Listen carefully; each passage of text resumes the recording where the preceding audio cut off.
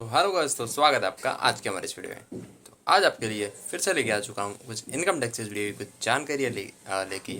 तो चलिए वीडियो में बने रहें।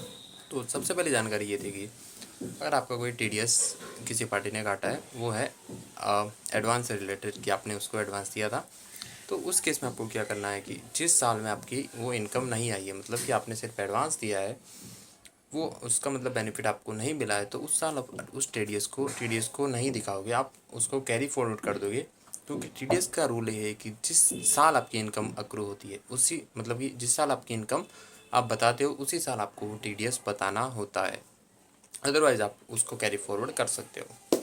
दूसरी नॉलेज की बात ये कि जो भी कुछ कंपनियां होती है, जैसे कि रिफाइनरी से जुड़ी हुई या तो वाटर रिफाइन से जुड़ी हुई, तो उनका केस में क्या होता है कि जो पीएफईएस है कि जो प्रोविजंस रहते हैं, उतना ही उनका डिसअलाउंस बनता है। मतलब कि किसी कंपनी ने पीएफईएस का प्रोविज़न बनाया और उसको पे नहीं किया, तो उस उतना उसका डिसअलाउ बन जाता है।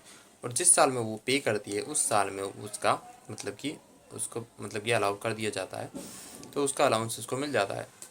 वो तो उसकी एक नॉलेज के बाद में एक नॉलेज की बात ये भी है कि अगर आपको लोअर डिडक्शन चाहिए होता है, लोअर डिडक्शन का पर्पज़ मैं आपको पिछले वीडियो में बता दिया था एक में कि लोअर डिडक्शन का पर्पज़ ये है कि जो भी टीडीएस कटा है उससे मतलब कि उस उतना ही रिफ़ंड उससे ज़्यादा रिफ़ंड देना पड़ रहा था एसएससी को, इनकम टैक्स डिपार्टमेंट की वजह से। क्योंकि उसका जो इफेक्टिव टैक्स आ रहा था, जो जो भी एसएससी का डिडक्शन मतलब कि टीडीएस कट रहा था, तो उसका इफेक्टिव टैक्स तो उससे भी कम आ रहा था, तो पूरा मोस्ट ऑफ रिफंड जा रहा था डिपार्टमेंट की तरफ से।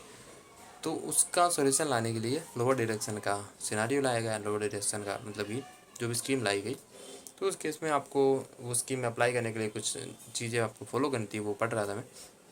तो उस केस में आपको कुछ मतलब कि फॉर्मेलिटीज़ को कंप्लीट करनी पड़ती है, जैसे कि आपको पिछले 3 साल का कंपटीशन देना पड़ता है, करंट ईयर का कंपटीशन, एक प्रोस्पेक्टिव ईयर का कंपटीशन देना पड़ता है एस्टिमेटेड बेसिस।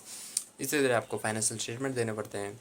आपकी कुछ डिमांड हो या तो फिर कुछ भी कोई आपका डिमांड का क्या प्रोसीडिंग है, वो आपको बतानी पड़ती है। और ट्रेसेस पोर्टल में जो आपको कुछ फॉर्मेलिटीज़ पूरी करनी पड़ती है, वो आप देख सकते हैं आप ऑनलाइन। तो ये सब चीज़ें आपको कंप्लाई करनी पड़ती है लोअर डिडक्शन के सर्टिफिकेट के लिए। तो आज के लिए इतना ही, मिलते हैं अगले वीडियो में।